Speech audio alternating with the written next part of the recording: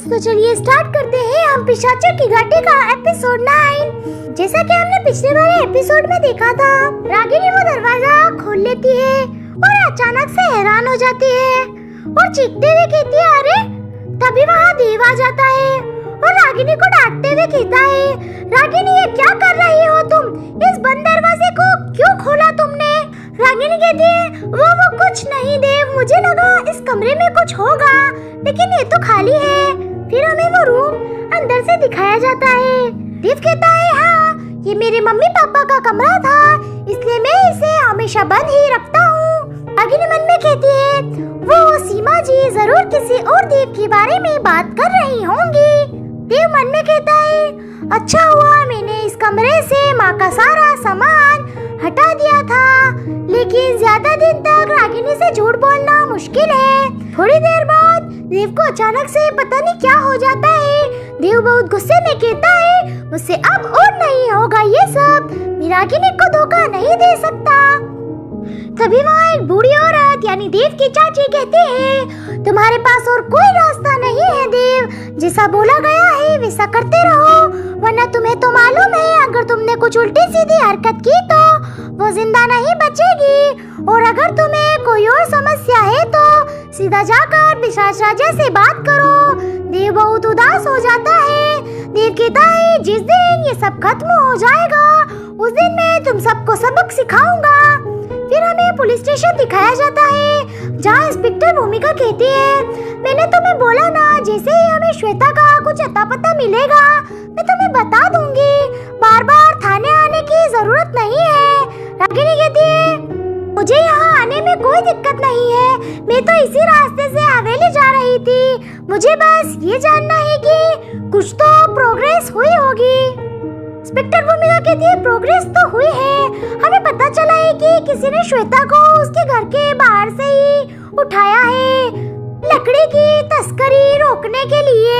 यहाँ पर रास्ते पर चेकिंग होती है और किसी ने श्वेता को नहीं देखा, इसका मतलब वो अभी या तो आसपास के गांव में होगी या इन जंगलों में। रागिनी कहती है इसका मतलब आप उसे ढूंढ सकती है।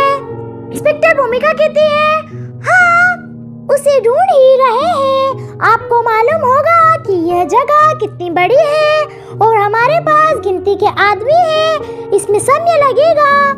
रागिनी वहाँ से जाती हुई कहती है ठीक है, बताने के लिए आपका शुक्रिया, मैं चलती हूँ। इंस्पेक्टर भूमिका कहती है पांडे जी मुझे लगता है कि या तो ये लड़की कोई मुसीबत खड़ी करने वाली है या किसी मुसीबत में फंसने वाली है, इसके हाव भाव देखकर लगता नहीं कि ये सीधा हवेली जाएगी। क्या बोलते हैं पांडे जी, क्या किया जाए?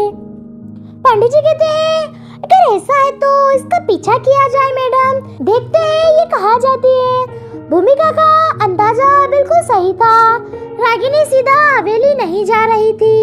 रागिनी जंगल की तरफ बढ़ी और मन में कहने लगी उस दिन मोक्ष से मार खाकर वो पिशाच इस ओर भागा था, होना हो अगर श्वेता जिंदा है तो इसी ओर मिलेगी।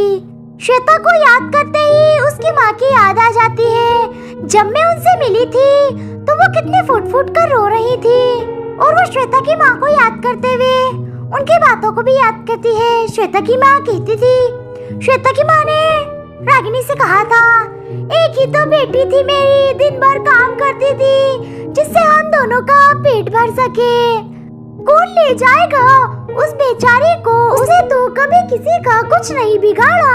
रागिनी उदास हो जाती है और कहती है आप परेशान ना होइए माँ जी, श्वेता को कुछ नहीं होगा, अगर कोई मदद नहीं करेगा तो मैं उसे खुद ढूंढूंगी। फिर सीन प्रेजेंट में आ जाता है। रागिनी कहती है अरे ये आवाज किसी है, पास से ही आ रही है। रागिनी जाकर देखती है तो उसे मोक्ष दिखता है जो कि किसी को मारकर उसका खून पी रहा था। रागिनी हैरान होकर कहती है कौन हो तुम और यहाँ जंगल में क्या कर रहे हो? लेकिन जैसे ही वो आदमी मुड़ा उसे देखकर रागिनी की सिट्टी पिट्टी गुम हो गई क्योंकि वो मोक्ष था। रागिनी कहती है मोक्ष तुम्हारे चेहरे को क्या हुआ?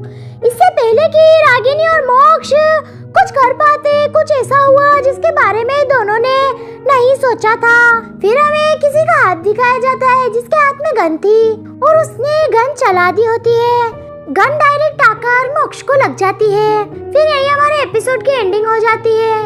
आखिर क्या है मोक्ष का राज? क्या मोक्ष बच पाएगा? जानने के लिए देखते रहिए। और कौन है वो जिसने मोक्ष को मारा है? क्या मोक्ष भी कोई पिशाच है? जानने के लिए देखते रहिए।